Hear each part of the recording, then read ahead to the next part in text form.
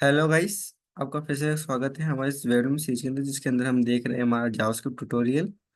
और आज के इस ट्यूटोरियल में हम सीखने वाले हैं वेरिएबल स्कोप इन जावास्क्रिप्ट। तो जावास्क्रिप्ट में जो वेरिएबल स्कोप होता है उसके बारे में हम देखने वाले हैं। तो पहले देखते हैं इंट्रोडक्शंस।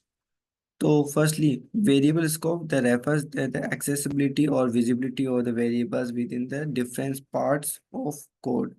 ठीक है, कि हम विजिबिलिटी अभी आपको दिखाता हूँ और भी क्या। और in the JavaScript they are the mainly two types in the variable scope, that global scope and local scope. Okay.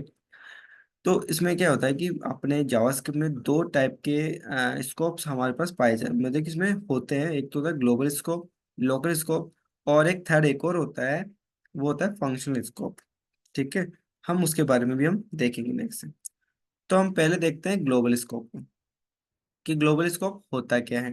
ठीक है, तो हम यहाँ देखते हैं कि यहाँ पे हम क्या कह रहे हैं कि यहाँ पे लिखा हुआ है कि variable declare outside of any function have global scope. मतलब कि ये है कि अगर किसी कोई फंक्शन है और फंक्शंस के बाहर अगर किसी वेरिएबल को आप डिक्लेयर करते हो, और उस डिक्लेयर किए हुए वेरिएबल को आप किसी अदर जो उसके अंदर जो आप उसको आप किसी फंक्शन के अंदर यूज कर रहे हो, तो उस फंक्शंस के लिए वो एक ग्लोबल वेरिएबल होगा।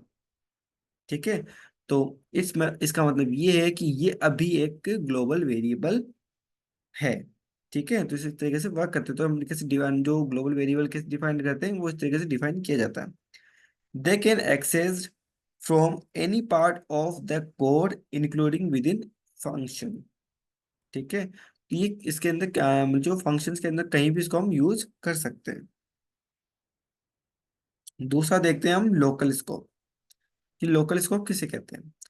लोकल स्कोप क्या होता है कि variable declare with in a function have local scope. अगर मैं ये भी बोलूं कि अगर आपने ये लोकल स्कोप है बाहर इसको असाइन किया और बाहर इसको यूज किया, अंदर आपने इसको यूज नहीं किया, तब भी ये इसके लिए लोकल ही कहलाएगा। बट यहाँ पर क्या है कि हमने इस फंक्शंस के अंदर इस लोकल को हमने इसको डिक्लेयर किया, और डिक्लेयर करने के बाद में इसको यहाँ पे यूज कर लिया। तब इसके डिक्लेयर यूज करने के बाद में इस पर्टिकुलर वेरिएबल का एग्जिस्टेंस खत्म हो गया। तो अगर हम यहाँ पे देखेंगे तो कंसोल जो लोग जो इस बाद में देंगे तो वो इसका जो एक्सेसिबिलिटी है, जो एक्सेस है, वो खो देगा। तो यहाँ पे इसको कोई एक्सेस नहीं मिलेगा। ठीक है, ना कि ऑटोमेटिकली जो हमने प्रीवियस वीडियो में होस्टिंग देखी थी, तो वो होस्टिंग भी यहाँ पे देखने को नहीं मिलेगी। ठीक है, और ओनली फॉर ये है कि जो इसका जो वेल्यूबल जो वैल्यू है वो केवल इस फंक्शन के अंदर ही इसका डेटा शो करेगा, इस फंक्शन के बाहर इसका एग्जिस्टेंस है ही नहीं। ठीक है, they they are accessible only within the function in which they are declare. ठीक है, मैंने ये इसलिए लिख रखा है। फिर हम इसके बाद में देखते हैं कि एक ब्लॉक स्कोप। ठीक है, कि ब्लॉक स्कोप जो ES6 प्लस में हम इंट्रोड्यूस किया है, तो उसको हम देखते हैं। एक ब्लॉक स्कोप में क्या होता है कि हम पर्टिकुलर जो जो हमने के ब्लॉक बनाया है, ठीक है, हमने एक कर्ली ब्रेसेस लगा के ब्लॉक बनाया है। तो इस ब्लॉक में लिखा हुआ कंटेंट केवल इस ब्लॉक तक ही सीमित है। इस ब्लॉक के अंदर लिखे हुए इस जो वेरिएबल है, इसका एक्सेस हमारे पास बाहर नहीं होता। कई केसेस में जब भी हम यहाँ पे वर यूज करते हैं, क्योंकि वो फंक्शनल स्कोप होता है, तो उस केसेस में से कई बार यहाँ पे इसको डिक्लेयर भी दे देता है और सम केसेस में नहीं भी देता। ठीक है, तो यहाँ पर बेसिकली यहाँ पे हमारे को क्या, यहाँ पे क्या देगा अभी, ये देगा कि इसकी एग्जिस्टेंस नन बताएगी, जिसकी ये जो वेरिएबल है ये एग्जिस्ट ही नहीं करता। बट यहाँ पर ये वेरिएबल एग्जिस्ट करता है। ठीक है, तो इस पर्टिकुलर ब्लॉक में लिखा हुआ और ब्लॉक तक ही सीमित रहने वाले वेरिएबल को हम कहते हैं ब्लॉक स्कोप वेरिएबल। ठीक है, इसके लिए हम कहते हैं introduce in ES6 ECMAScript 2015 block scope the variable are the declare using let and const keyword। ठीक है, इसको लेट और कॉन्स्ट के थ्रू ही हम इसको कर सकते हैं। अदर के साथ में कुछ प्रॉब्लम्स आई, जैसे वर के साथ तो क्या होता है कि होस्टिंग इफेक्ट यहाँ पे शो कर देगा। ठीक है, they have scope the limited to the block in the which they are defined typically enclosed within। Curly braces. ठीक है, तो ये कर्ली ब्रेसेस। ओके। अब हम देखते हैं जो हमारा है वो है फंक्शनल स्कोप, या फिर आप इसको स्कोप चेन भी आप कह सकते हो। ठीक है, मेनली हम इसको फंक्शनल स्कोप ही कहते हैं।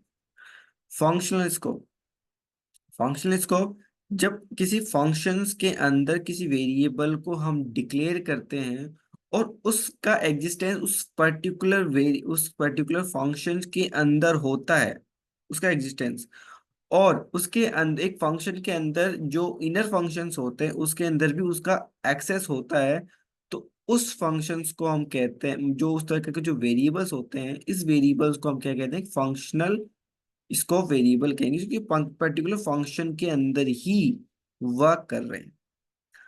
अब ये जो है, इसको हम ग्लोबल स्कोप बोल रहे हैं क्योंकि ये ग्लोबली यूज हो रहा है। बट इस फंक्शन के केस में ये वेरिएबल भी एक ग्लोबल फंक्शन, ग्लोबल वेरिएबल ही है। ठीक है, तो ये भी एक ग्लोबल वेरिएबल है और ये भी ग्लोबल वेरिएबल, बट ये जो ग्लोबल वेरिएबल है केवल इस फंक्शन तक ही सीमित है।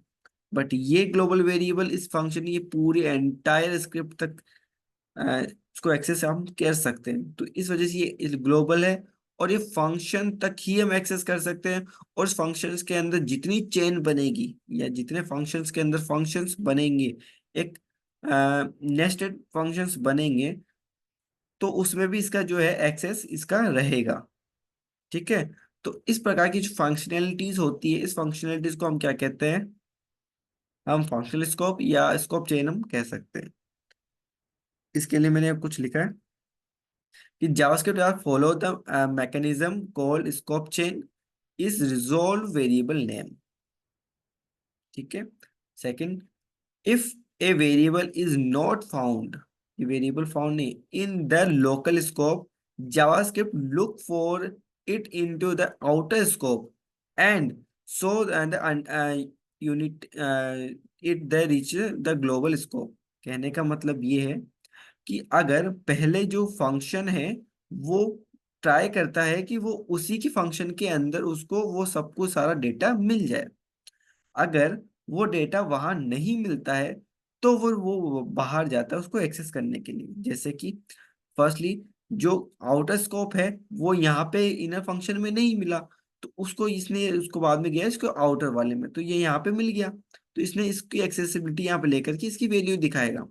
बट ग्लोबल वेरिएबल में ये हो रहा है कि जब यहाँ पे बाहर गया तब भी इसको ये एक्सेस नहीं मिला, कुछ भी नहीं है, तो फिर ये एक बाहर जा करके एक और बार बाहर जाएगा और फिर वहां पे भी चेक करेगा क्या ये वेरिएबल अवेलेबल है या नहीं। अगर नहीं होगा तो वो एरर देगा, अदरवाइज वो उसकी वैल्यू जो असाइन हमने कर रखी है वो असाइन वैल्यू यहाँ पे शो कर देगा।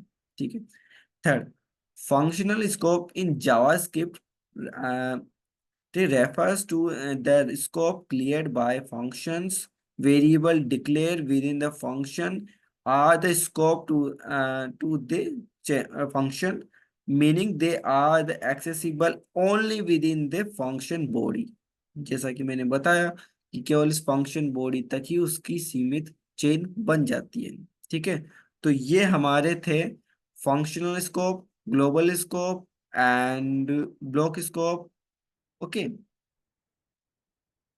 देन अब हम जो नेक्स्ट है वो हम बढ़ेंगे। अब हमारा जो वेरिएबल का सेशन था यहाँ पे, तो अब वेरिएबल से अब हम और आगे बढ़ेंगे। तो जावास्क्रिप्ट के अब और भी बहुत सारे लाइक, ओके, तो बहुत कुछ है जावास्क्रिप्ट में भी, तो हम उनको देखेंगे। अभी टॉपिक्स अभी मैं क्लियर नहीं करूँगा क्योंकि अभी नेक्स्ट वीडियोस में ही हम उसको क्लियर करेंगे। ठीक है, तो फिर मिलते हैं फिर नेक्स्ट वीडियोस के अंदर। Till then, thanks for watching.